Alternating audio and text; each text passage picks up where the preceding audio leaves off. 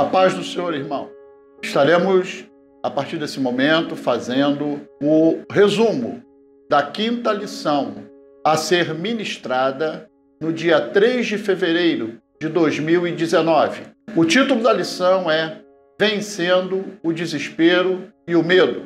Desespero é o estado de profundo desânimo de uma pessoa que se sente incapaz de qualquer ação. É o desalento, ou ainda, é o estado de consciência que julga uma situação sem saída. Ou seja, é a desesperança. Já o medo é o estado efetivo suscitado pela consciência do perigo ou que, ao contrário, suscita essa consciência. Ou ainda, temor, ansiedade irracional ou fundamentada. Temos como um sinônimo receio. Irmãos e irmãs, o medo é uma condição que o ser humano tem como proteção. Então, o medo traz benefícios para nós, porque nós passamos a ser prudentes. Mas o problema é o medo irracional, ou seja, a pessoa entrar em pânico ou ainda ficar doente com a chamada síndrome do pânico. O escritor norte-americano Samuel Langhorne Clemens, mais conhecido pelo pseudônimo de Mark Twain, que viveu nos anos de 1835 a 1910, ele disse: coragem é resistência ao medo, domínio do medo e não ausência do medo. Irmãos e irmãs, eu vou dar aqui 10 versículos que nos ajudam a vencer o desespero e o medo. Primeiro, Jeremias 29:11. Segundo, Salmo 42:11. Terceiro, Salmo 146:5. Quarto, Romanos 15:13. Quinto, Romanos 8:24 e 25. Sexto, Salmo 34:4. Sétimo, Isaías 41:10. Oitavo, Salmos 56, versículo 3 e 4. Nono, Salmo 55, versículo 22. E décimo, Salmo 23, versículo 4. O texto áureo da nossa lição diz o seguinte: deixo-vos a paz, a minha paz vos dou. Não vou-la dou como o mundo dá. Não se turbe o vosso coração, nem se atemorize. João 14:27. Irmãos e irmãs, Filipenses 4, de 6 a 7 diz: não andem ansiosos por coisa alguma, mas em tudo pela oração e súplicas e com ação de graças, apresentem seus pedidos a Deus. E a paz de Deus, que excede todo o entendimento, guardará o coração e a mente de vocês em Cristo Jesus. Ou seja, meus irmãos, minhas irmãs, com essa palavra, nós podemos ser uma ilha de paz, cercada de problemas, tribulações desse mundo por todos os lados. Verdade aplicada. Enquanto estivermos neste mundo, estamos sujeitos a vivenciar várias situações difíceis. Porém, sempre poderemos contar com o socorro de Deus. Conforme o Salmo 121, o nosso socorro vem do Senhor. É Ele que nos guarda em toda e qualquer situação. É como diz a letra de um conhecido louvor: Jesus, Jesus, nele você pode confiar. Objetivos da lição: mostrar qual é a origem do pânico, ensinar o que ocasiona a síndrome do pânico, revelar como a síndrome do pânico deve ser tratada. Os textos de referência encontram-se em Salmos 46, versos 1, 2 e 10. Provérbios, capítulo 1, versículo 33 e Isaías 35, 4. O Salmo 46, verso 1, nos mostra que quando estamos sendo perseguidos, o Senhor é o nosso refúgio. Ou seja, o local onde temos proteção. Ele é a fortaleza, ou seja, a construção que resiste aos ataques do inimigo. Quando pedimos por socorro, Deus é o primeiro e muitas vezes o único a chegar. Já o Salmo 46, verso 2, nos mostra que, mesmo em meio a terremotos e fenômenos da natureza, não devemos entrar em pânico.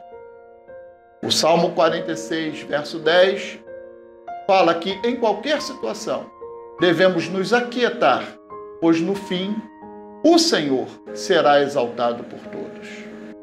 Provérbios 1,33 nos mostra que, dando ouvidos à sabedoria divina, podemos habitar em segurança e descansar, não temendo o mal.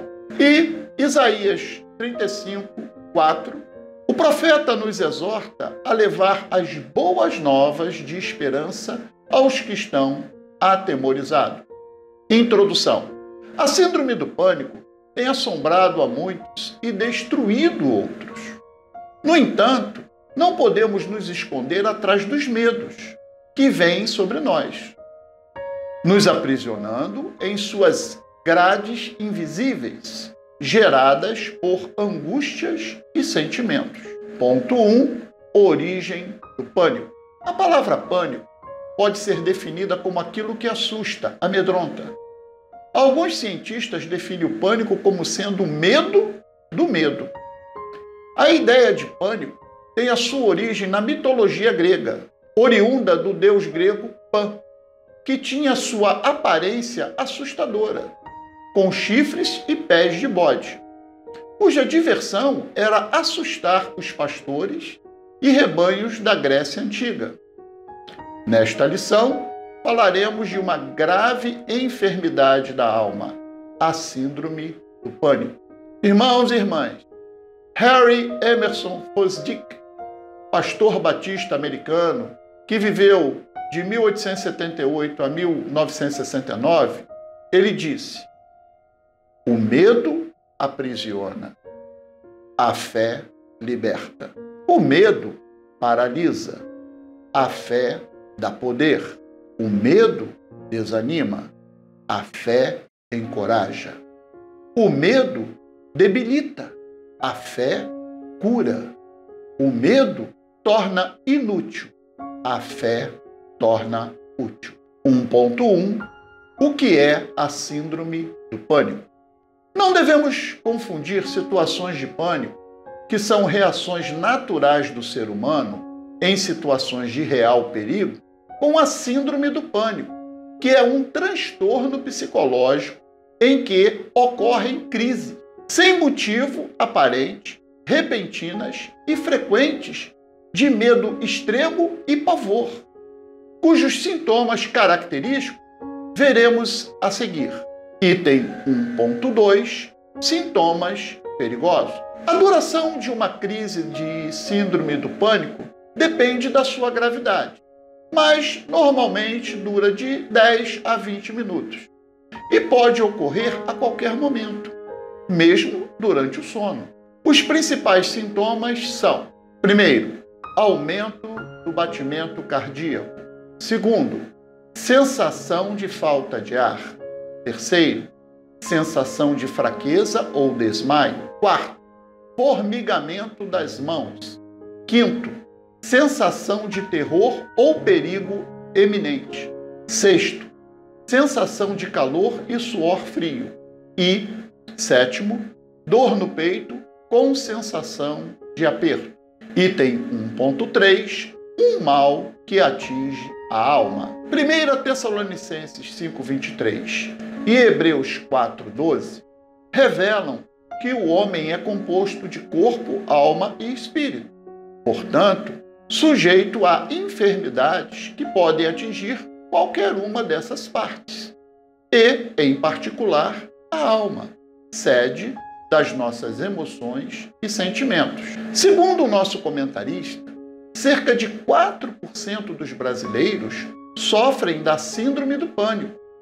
Dentre esses, um certo número de crentes. Item 2, o que leva à síndrome do pânico. Muito se pergunta acerca do que leva uma pessoa a desenvolver os sintomas da síndrome do pânico, mas a ciência ainda não tem respostas conclusivas para isto. 2.1 Possíveis causas. Sabe-se que fatores genéticos e ambientais são dois componentes importantes no desenvolvimento dessa doença. A gênese do transtorno do pânico costuma estar relacionada ao binômio predisposição genética mais evento traumático, que serve de gatilho para o surgimento do distúrbio. Entre os fatores de risco para a síndrome do pânico, podemos citar: primeiro, história familiar positiva. Segundo, adversidades na infância. Terceiro, ter outros distúrbios psiquiátricos.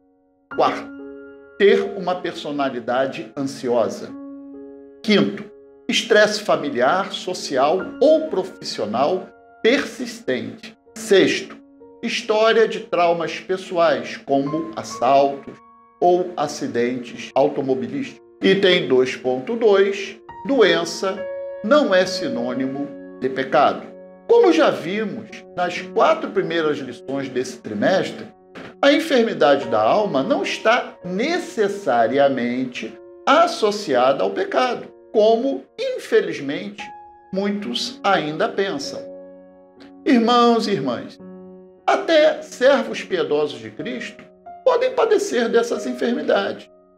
Eles necessitam de amor, compreensão e ajuda. Tenhamos como supremo exemplo o Senhor Jesus Cristo, que tratava do corpo, da alma e do espírito daqueles que o procuravam, conforme Mateus capítulo 9, versículo 35. Item 2.3, o perigo da falta de tratamento. Pessoas que sofrem da síndrome do pânico até pedem, acertadamente, oração aos irmãos, sem, no entanto, buscar tratamento médico. Como paliativo para a situação, elas não saem de casa, deixando as suas atividades no trabalho, no estudo, na igreja. Nessas horas, é de vital importância habitar no esconderijo do Altíssimo, conforme Salmos 91, versículo 1. Item 3, tratando a síndrome do pânico.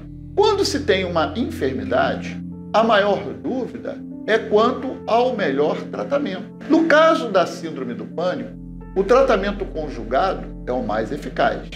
Medicamento e terapia associados alcançam um melhor resultado mais rapidamente. 3.1 A avaliação médica é necessária.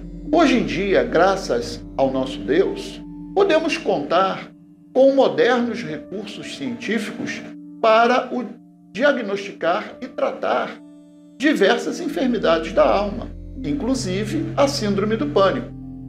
Logo, é muito importante se submeter à avaliação de um profissional qualificado. Ter a mente de Cristo, conforme 1 Coríntios 2,16, certamente inclui a busca inteligente dos bons recursos colocados à nossa disposição. Item 3.2, a terapia é indispensável. Irmãos e irmãs, a diferença entre síndrome e transtorno é o seguinte: síndrome é um conjunto de sintomas que ocorrem ao mesmo tempo e se manifestam através de um estado clínico associado com um ou mais problemas de saúde. Já o transtorno pode ser entendido como um estado alterado da saúde normal e nem sempre está vinculado a uma doença. Portanto, irmãos e irmãs, ao procurar tratamento para a síndrome do pânico, na maioria das vezes, nós verificamos que essa síndrome é acompanhada de outros transtornos, os quais, ao serem diagnosticados, serão tratados juntamente com ela. Conforme o Salmo 103:3, é o Senhor que sara todas as nossas enfermidades, milagrosamente ou usando os recursos médicos que colocou à nossa disposição. Item 3.3, a necessidade de uma conduta ideal. Podemos sintetizar no seguinte decálogo: um bom tratamento para essa e outras enfermidades da alma. Primeiro, oração. Segundo, leitura e meditação na palavra de Deus. Terceiro, tratamento psicológico. Quarto, tratamento medicamentoso indicado por profissional competente. Quinto, alimentação saudável. Sexto, atividade física. Sétimo, atividade recreativa. 8. Trabalho secular. 9. Trabalho na igreja. E 10º, convivência familiar e social. Conclusão. Infelizmente, os acontecimentos no mundo estão cada vez piores e têm levado a muitos a uma condição de medo generalizado e outros a momentos de pânico incontrolável. Mas o Senhor Deus nos dá a certeza de que nele estamos seguros, pois ele cuida de nós, conforme João, capítulo 16, versículo 33. Irmãos e irmãs, nesse ponto terminamos o nosso resumo dessa lição. Quero mais uma vez agradecer a todos que têm nos acompanhado, têm se inscrito no nosso canal, têm deixado o seu joinha, os seus comentários. Irmãos, vocês são a razão de ser desse projeto que nós estamos fazendo. Que Deus continue abençoando a todos e a paz do Senhor.